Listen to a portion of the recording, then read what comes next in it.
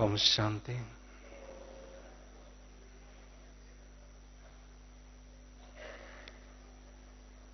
प्यारे बाबा ने हम सभी को इस सीजन में विशेष मनसा सेवा के द्वारा सकाश देना, इसके लिए 2-3 बार प्रेरित किया है। क्योंकि जानी जाननहार बाबा जानते हैं, आगे चलकर जो परिस्थितियां बिगड़ती जाएंगी, उस समय हम सभी को मनसा के द्वारा अनेक आत्माओं की सेवा करनी होगी। क्योंकि परिस्थितियों के कारण एक दो से संपर्क होना मुश्किल होगा। परिणाम स्वरूप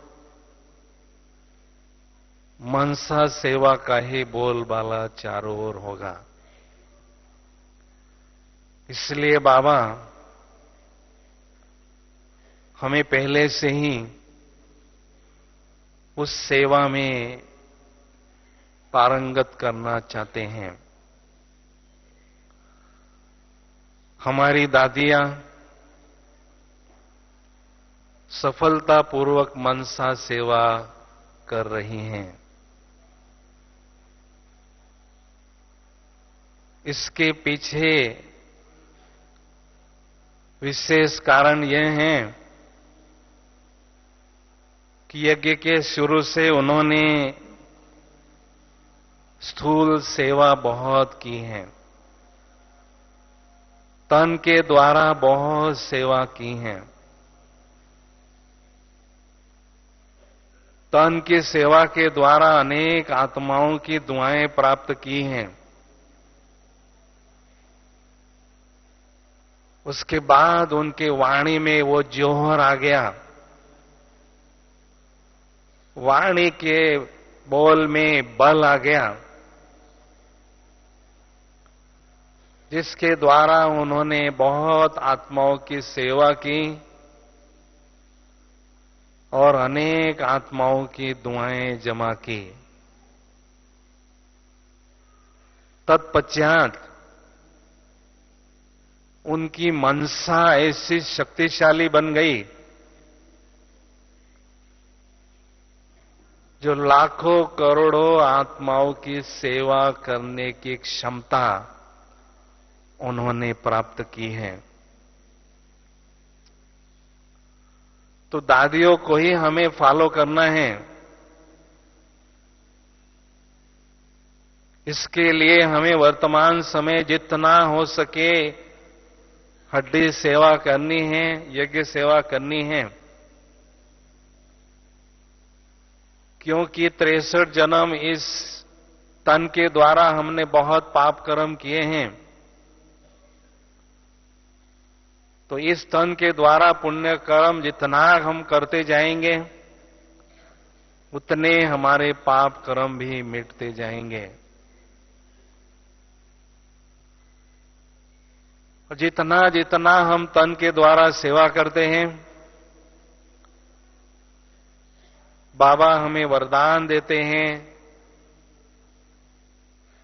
और हमारे वाणी में बल आता है। अनेक आत्माओं की सेवा बाबा कराते हैं। उसके बाद हमारी मनसा शक्तिशाली होती है। मनसा सेवा करना क्यों जरूरी है? इसके पीछे क्या राज है?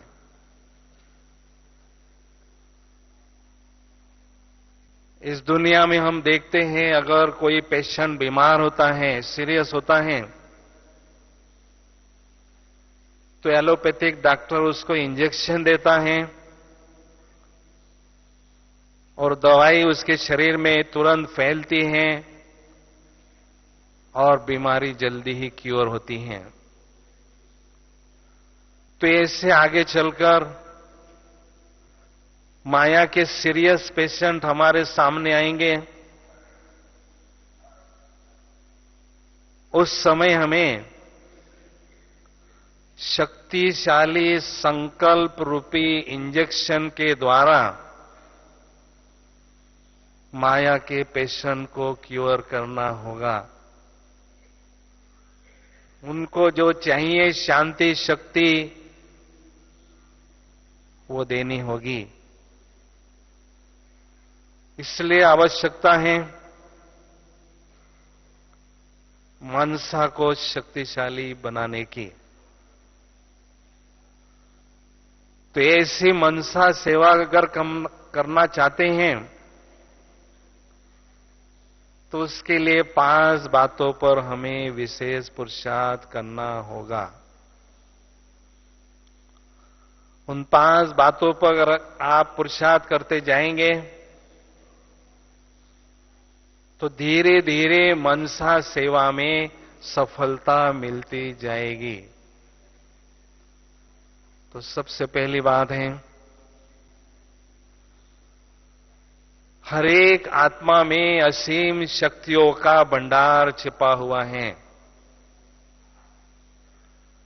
आवश्यकता है उन सुषुप्त शक्तियों को जगाने की।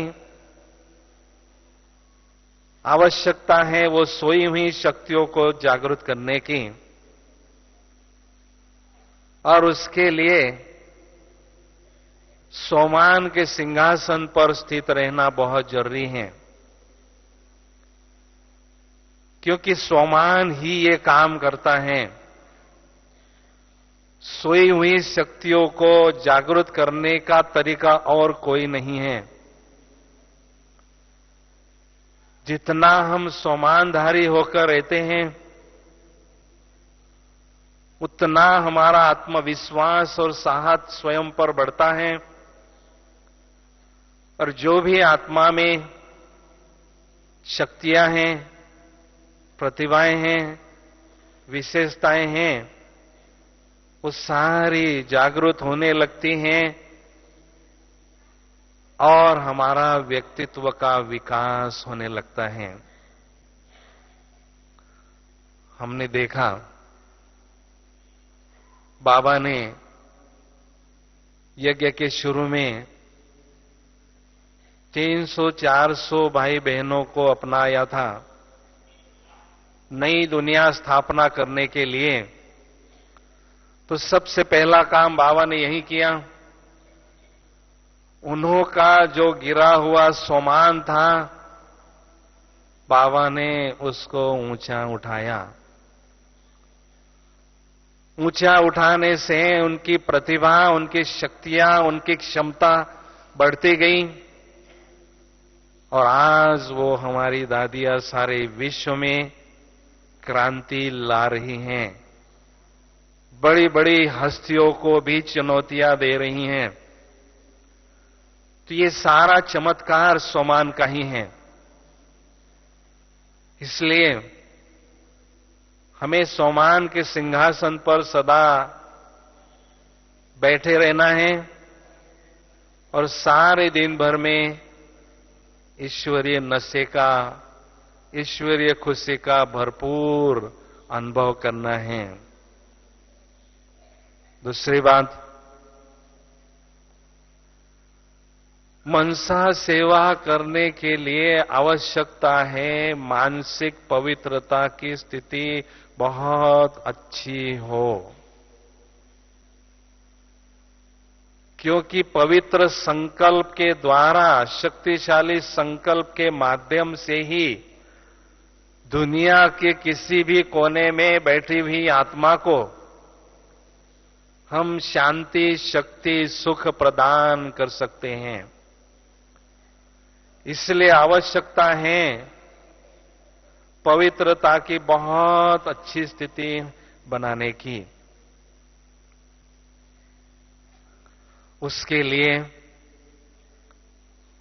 भाई भाई की दृष्टि, आत्मिक दृष्टि हमारी पक्की होती रहे। जितना हो सके उस पवित्रता की शक्ति को बढ़ाने के लिए अमृत वेले हम एक धारणा को अपनाएं कि मेरा जो बाप है, शिव बाप, वो पवित्रता के सागर हैं। मेरी जो मां है अलौकिक ब्रह्मा, वो भी मास्टर पवित्रता के सागर हैं। और मेरा जन्म ब्रह्मा मुख के द्वारा अर्थात पवित्रता के द्वारा हुआ है, इसलिए मैं हूं ही पवित्र बच्चा। तो ये ऐसी धारणा जब हमारी बुद्धि में रहती है तो धीरे धीरे मानसिक पवित्रता की स्थिति हमारी निखरने लगती है, आगे बढ़ने लगती है। जैसी पवित्रता वैसी पात्रता भविष्य प्रारब्ध पाने के लिए हमें होती है। संगम युग में जिन आत्माओं की पवित्रता की स्थिति बहुत श्रेष्ठ है, बहुत ऊंची है, पवित्रता का ताज दिव्य और भव्य है, उन्हों को भविष्य में भी राजाई का ताज बड़ा मिलता है, प्रारब्ध ऊंचा उनको मिलता है। तीसरी बात है, मनसा सेवा करने के लिए आवश्यकता है शक्तिशाली योगाभ्यास बढ़ाने की। बाबा 31 जनवरी को विदेशी भाई बहनों से मिल रहे थे, तो बाबा ने एक इशारा दिया था कि अभी योग को अंडरलाइन करो और उसमें भी योगाभ्यास को पावरफुल बनाओ। ये इशारा बाबा ने बच्चों को दिया है। इसका कारण यही है कि हमारे जो पुराने संस्कार हैं, उसके जो अंश और वंश आत्मा में अभी भी छिपे हुए हैं, उन अंशों को भस्म करने के लिए, नष्ट करने के लिए आवश्यकता है शक्तिशाली योगाभ्यास की। साधारण योगाभ्यास से वो संभव नहीं है। ज्वाला स्वरूप योगाभ्यास से या शक्तिशाली योगाभ्यास से ही आत्मा में जो भी कचरा है, जो भी विकारों के अंश हैं, वो भस्म होने लगते हैं। साथ साथ शक्तिशाली योगाभ्यास से शक्तियों का स्टॉक हमारे पास बढ़ने लगता है। जैसे जिनों के पास धन प्रचुर मात्रा में होता है, वो धन के द्वारा सेवा करते हैं, तो ऐसे ही जिन आत्माओं के पास शक्तियों का खजाना, शांति का खजाना भरपूर होता है, वो आत्माएं अनेक आत्माओं की मनसा सेवा कर सकते हैं। इसलिए हमारे पास शक्तिशाली योगाभ्यास के द्वारा ऐसे आध्यात्मिक खजाने बढ़ाते रहना बहुत जरूरी है। अभी आप विशेष मधुबन में पहुंचे हुए हैं। अमृत वेले और शाम के योगाभ्यास में ऐसे शक्तिशाली योगाभ्यास आप कर सकते हैं। आवश्यकता है सारे दिन भर में बहुत अच्छी आत्मिक स्थिति की अनुभूति बढ़ाने की। जैसी जैसी आत्मिक स्थिति की गहराई बढ़ती है, वैसे वैसे हमारे योगाभ्यास की क्वालिटी, योगाभ्यास की गहराई स्वतः ही बढ़ती जाती है। इसलिए हमें योगाभ्यास में बैठते समय दृढ़ता पूर्वक बैठना है और पूरी एकाग्रता के साथ योगाभ्यास करना है। तभी ऐसे पावरफुल योगाभ्यास का अनुभव हमारा बढ़ता जाएगा। बाबा ने एक बार बताया था, शक्तिशाली योगाभ्यास की निशानी क्या है। हम जो योगाभ्यास करते हैं वो वास्तव में शक्तिशाली है या नहीं, उसकी चेकिंग अगर हमें करना है तो बाबा ने उसकी 2 निशानियां बताई थी। शक्तिशाली योगाभ्यास में एक तरफ हमें योगाभ्यास अग्नि के रूप में अनुभव होता है, जिसमें हमारे विक्रम भस्म होते हैं। दूसरी तरफ हमें खुशी की और हल्केपन की अनुभूति होती है, क्योंकि हमारा बोझा विकर्मों का जैसे जैसे मिटता जाता है वैसे वैसे खुशी और हल्कापन बढ़ने लगता है। तो इन दोनों निशानियों को हमें अनुभव करते रहना है। मनसा सेवा के लिए चौथी बात आवश्यक है,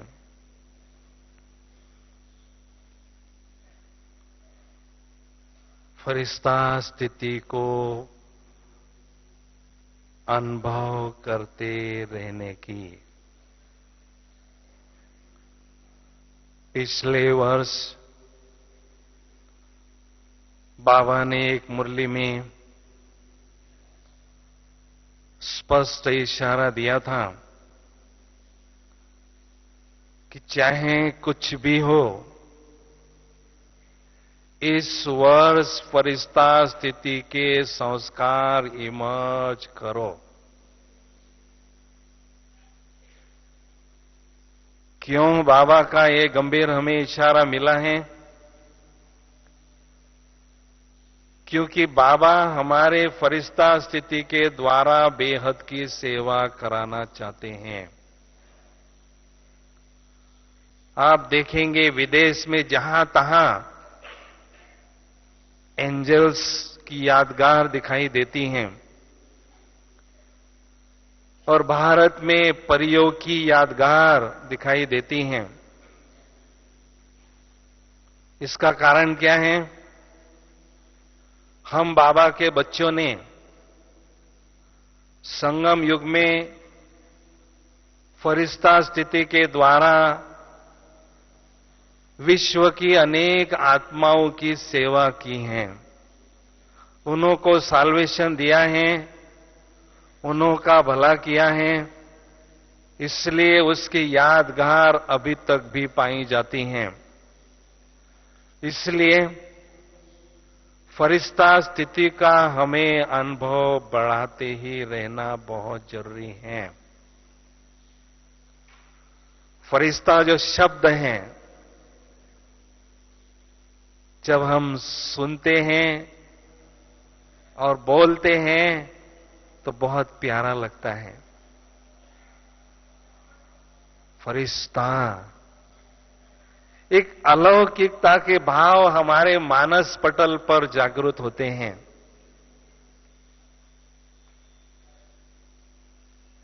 उसका कारण यह है, फरिश्ता जो शब्द है उसका संधि विच्छेद अगर करेंगे तो 5 शब्दों में होता है। फरिश्ता, फरिश्ता 5 शब्दों में उसकी 5 क्वालिटी सम्मिलित हैं। उन 5 विशेषताओं को अगर हम धारण करते जाते हैं तो हमारी फरिश्ता स्थिति दिन प्रतिदिन निखरती जाती हैं। तो फ अर्थात जो हमेशा फर्श से परे रहते हैं, अर्श पर रहते हैं, सूक्ष्म वतन में रहते हैं, धरती के आकर्षण से परे रहते हैं, वो फरिश्ता बनते हैं। क्योंकि फरिश्तों के हमेशा पैर धरती पर नहीं दिखाते हैं, धरती से न्यारे दिखाते हैं। उनका बुद्धि रूपी पैर जो है इस साकारी दुनिया से ऊपर रहता है, अर्श की ओर अर्थात सूक्ष्म वतन में वो रहते हैं बुद्धि के द्वारा। उनका इस साकारी दुनिया से कोई भी लगाव झुकाव नहीं रहता है, कोई रिश्ते नाते किसी देहधारी से नहीं होते हैं, सभी रिश्ते उनके भगवान के साथ होते हैं। र अर्थात रॉयल्टी और रियल्टी। फरिश्ते की जो चाल है, फरिश्तों का जो व्यवहार है, फरिश्तों का जो बोल चाल है, वो बहुत रॉयल होता है। ब्रह्मा बाबा को देखा, बाबा का शरीर बिल्कुल साधारण था, सिंपल होते हुए भी बाबा सैंपल थे। बाबा की चाल चलन बिल्कुल रॉयल लगती थी, राजा महाराजा की तरह बाबा की एक्टिविटीज लगती थी। और रियल अर्थात अंदर बाहर साफ,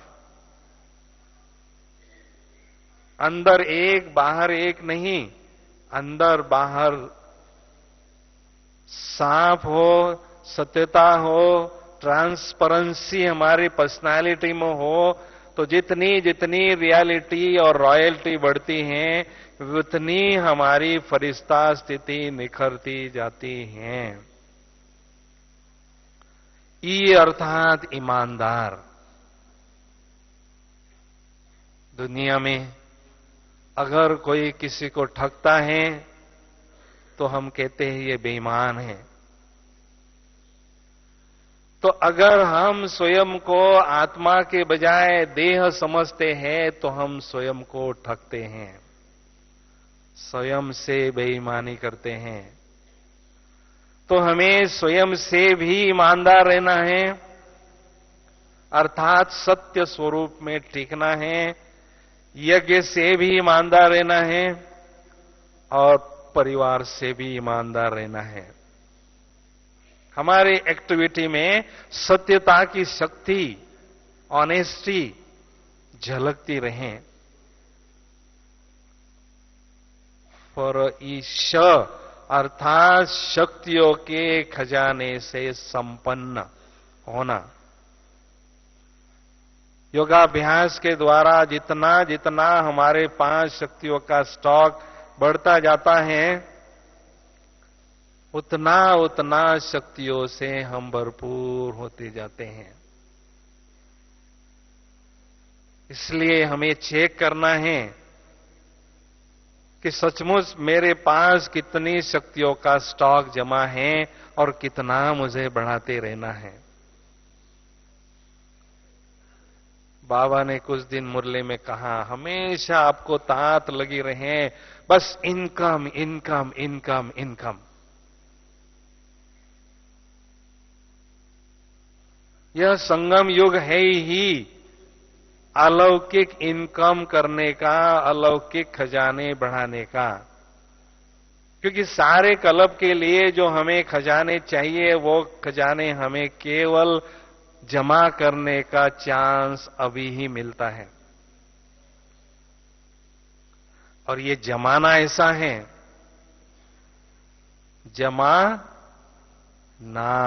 जमा होने नहीं देता है।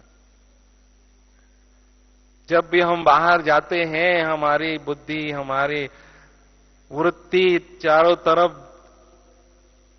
दौड़ती रहती हैं, भटकती रहती हैं, बाबा से कनेक्शन नहीं होता है, इसलिए जमा का खाता भी नहीं बढ़ता है। क्योंकि कनेक्शन होगा तो कलेक्शन बढ़ेगा शक्तियों का। लेकिन बुद्धि को अपने तरफ आकर्षित करने वाली जो बातें हैं, बाह्य मुक्ता की बातें हैं, उसके तरफ हमारा ध्यान बहुत जाता है। इसलिए देवताएं जो होते हैं मंदिर में, उनकी मूर्ति के सामने दरवाजे पर कछुए का चिन्ह दिखाते हैं। क्यों दिखाते हैं? ये जो महान देवताएं मंदिर में विराजमान हैं, इन्होंने संगम युग में कछुआ वृत्ति को अर्थात अंतर्मुक्ता की वृत्ति को अपनाया था, इसलिए वो इतने महान बन गए। ये उसका राज है। क्योंकि योगी हमेशा अंतर्मुक्ता की गुफा में बैठा रहता है, तपस्या में लीन रहता है, बाह्य जगत से वो न्यारा रहता है, अंतर जगत में ही डूबा रहता है, अंतर ध्यान में ही खोया रहता है।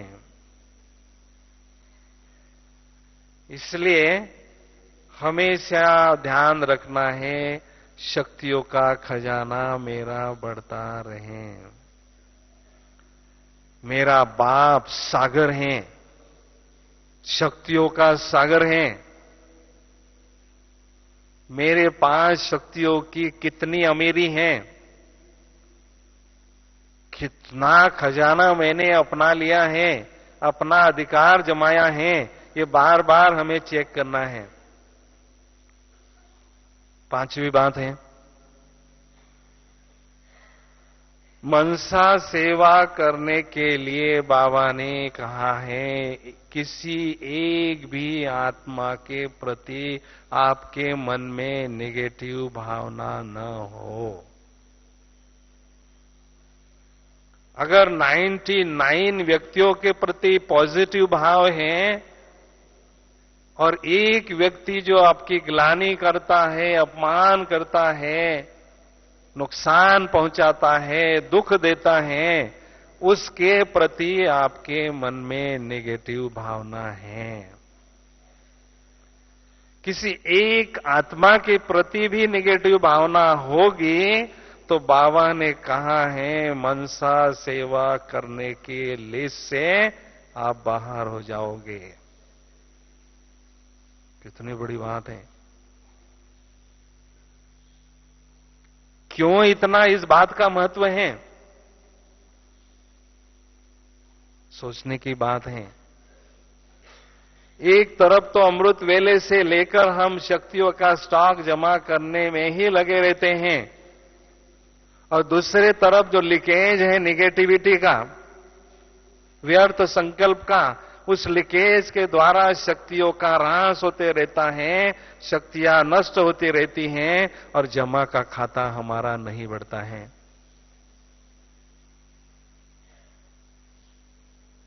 इसलिए हर हालत में हमें इस नेगेटिव भाव को शुभ भावना में परिवर्तन करना जरूरी है।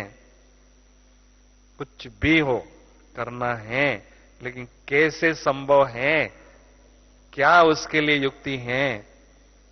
जो आपके लिए बुरा सोचता है उसको तो आप देखना भी पसंद नहीं करते हैं, तो कैसे शुभ भावना आपके मन में रहेगी? ब्रह्मा बाबा के जीवन में बहुत अच्छी तरह से वो युक्ति थी। बाबा के लिए कोई ऐसा व्यवहार करता था, बोलता था, जब बाबा के कानों में वो बात आती थी और जब वो व्यक्ति बाबा के पास आता था, फिर भी बाबा उस आत्मा पर प्यार की ही वर्षा करते थे। क्या राज था प्यार बरसाने के पीछे? बाबा उस आत्मा का वर्तमान पुरुषार्थ स्वरूप नहीं देखते थे, उस आत्मा का आदि अनादि स्वरूप और अंतिम फरिश्ता स्वरूप देखते थे, जिसके आधार से शुभ भावना सहज उस आत्मा के प्रति रहती थी। अगर हमारी किसी के प्रति नेगेटिव भावना है तो सबसे पहले तो हमारी खुशी गायब होती है, नुकसान तो हमें पहले होता है। अगर किसी की कमी हम देखते हैं, दोष हम देखते हैं, निगेटिविटी देखते हैं, तो हमारे मन में वो सारा कचरा जमा होता है। हम डस्टबिन नहीं है, सबका हम कचरा ही जमा करते रहें। बड़ा व्यक्ति जो होता है उसका दिल भी बड़ा होता है, और बड़ेपन की निशानी है सबकी विशेषताएं देखना, क्षमा भाव सभी के लिए रखना।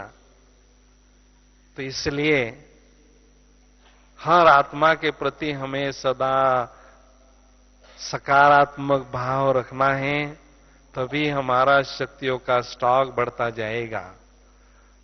अभी बात है मनसा सेवा करने की विधि कौन सी है। विशेष उसकी 3 विधियां हैं। सबसे पहली विधि,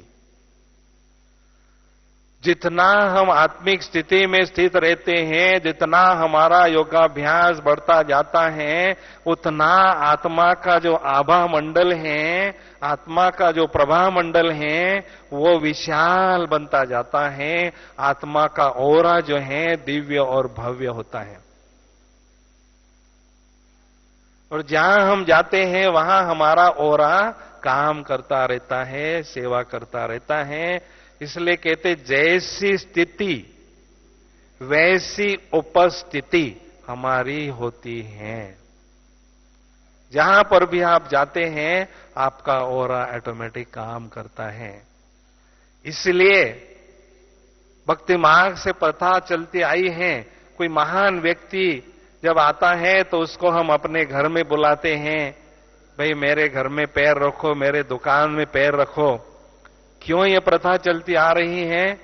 उसके पैर को कोई सोना तो नहीं लगा है, लेकिन वो व्यक्ति अगर वहां कदम रखता है तो उसका जो प्रखर ऑरा है वो वहां पॉजिटिव वाइब्रेशन छोड़कर आता है, और वो वाइब्रेशन हमें आई वेला के समय मदद करती है। इसलिए ऐसी मनसा सेवा स्वयं के आभा मंडल के द्वारा स्वतः ही हमारी होती रहती है। लेकिन आवश्यकता है अपने आभा मंडल को प्रखर बनाने की। दूसरी विधि है फरिश्ता स्थिति के द्वारा मनसा सेवा करना।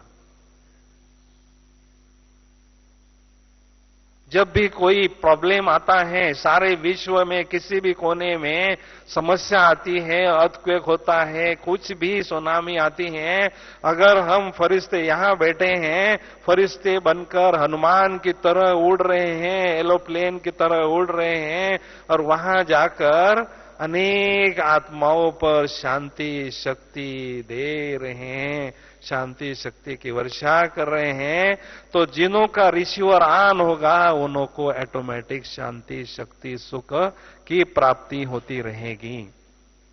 और जितनों को आपके माध्यम से शांति शक्ति मिलेगी, उनके दिल की दुआएं जो हैं आपको मिलती जाएगी। संगम युग में हमारा असली इनकम कौन सा है?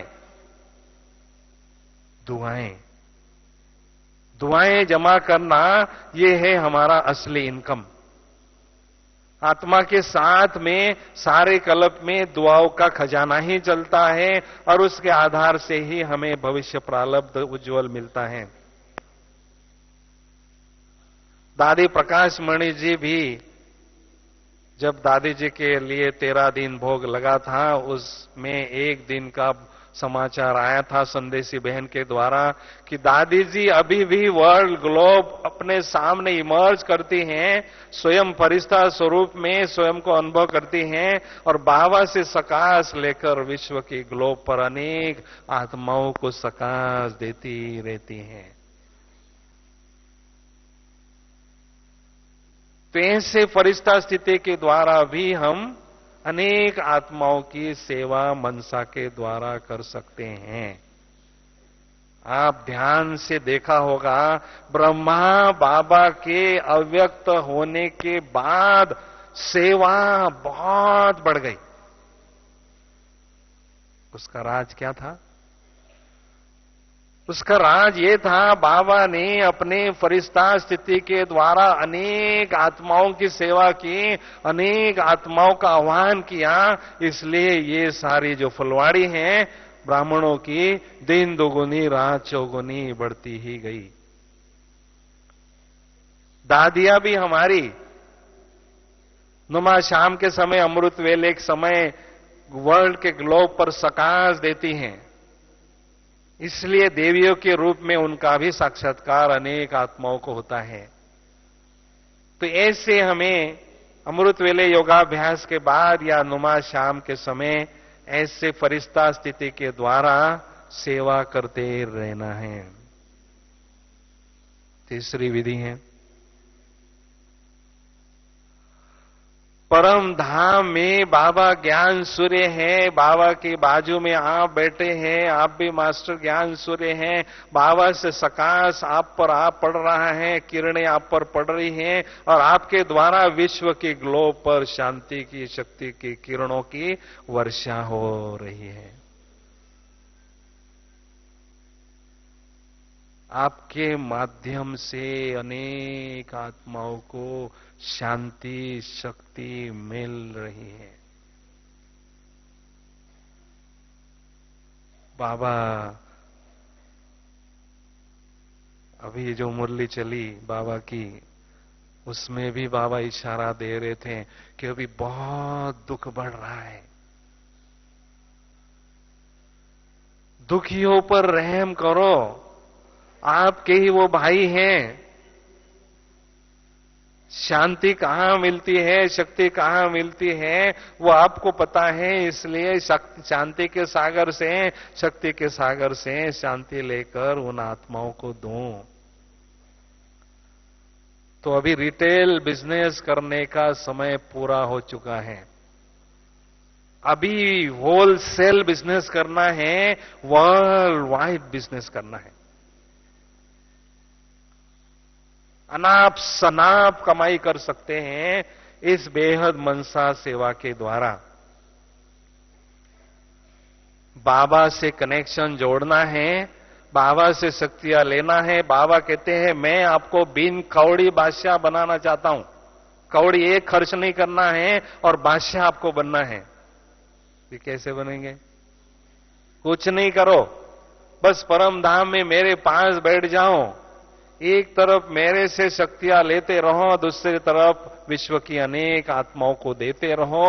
लेने का और देने का जो संस्कार है, दातापन का जो संस्कार है, वो आपको राजा महाराजा के सिंहासन पर स्वतः ही बैठाएगा। बिन कौड़ी बादशाह बन गए। केवल आवश्यकता है रहम दिल होने की, दातापन बनने की। जितना राजा महाराजा जो बड़ा होता है, उसका दिल भी दाता की तरह दरिया दिल होता है, फराग दिल होता है। तो इसलिए हमें इन तीनों विधियों का जितना हो सके अभ्यास करना है, मनसा सेवा में सफल होना है। क्योंकि बाबा ने एक बार कहा था, अकाले मृत्यु वाली जो आत्माएं हैं उनका भी नंबर बढ़ता जा रहा है, उनको भी शक्तियां हमें ही देना है, शांति हमें ही देना है। और दूसरी बात बाबा ने कहा, स्वयं की सेफ्टी के लिए और औरों की सेफ्टी के लिए आपके पास मनसा सेवा का साधन होना जरूरी है। आगे चलकर बहुत समस्याएं आएगी। हमें अपनी सेफ्टी के लिए, औरों की सेफ्टी के लिए ये साधन तैयार रखना बहुत जरूरी है। इसके साथ साथ बाबा ने कहा एक बहुत बड़ी सेवा बाकी है, पांचों तत्वों को पावन बनाने की सेवा बाकी है। उसके लिए मुझे ऐसे महान योगी आत्माओं की आवश्यकता है जो मनसा सेवा के द्वारा तत्वों को पावन बनाने की सेवा में हाथ बटा सकें। इसलिए जितना चाहें हम बाबा की सेवा में भागीदार बन सकते हैं, पार्टिसिपेट कर सकते हैं, बाबा का दिल जीत सकते हैं। ये मौका है, गोल्डन चांस है। आवश्यकता है चांस लेने की। अगर हमारे पास साधन नहीं होगा तो जो बेहद की साधन के द्वारा कमाई करते जाएंगे, उन्हों को केवल हम देखते ही रहेंगे। हमें देखना नहीं है, खुद कमाई करना है और माला माल होना है। अभी कुछ समय के लिए हम बहुत पावरफुल योगाभ्यास करेंगे। बाबा का इशारा है, अनुभव की अथॉरिटी सबसे बड़ी अथॉरिटी है। ऑलमाइटी अथॉरिटी के बाद बड़ी अथॉरिटी है अनुभव की अथॉरिटी। इसलिए हम चाहते हैं योग की बहुत सुंदर अनुभूति थोड़े समय के लिए करें। बोलो, आप करना चाहते हैं? जो करना चाहते हैं हाथ उठाएंगे। Thank you. अभी कोई भी सभा से नहीं उठेंगे, ऐसा ही समझेंगे अमृत वेले 4 बजे योगाभ्यास के लिए हम बैठे हैं और बाबा के साथ मधुर मिलन मना रहे हैं। बहुत सुंदर अनुभूति आपको बाबा कराएंगे। तो चले, सभी चुस्त होकर बैठेंगे, थोड़ा अलर्ट होकर बैठेंगे।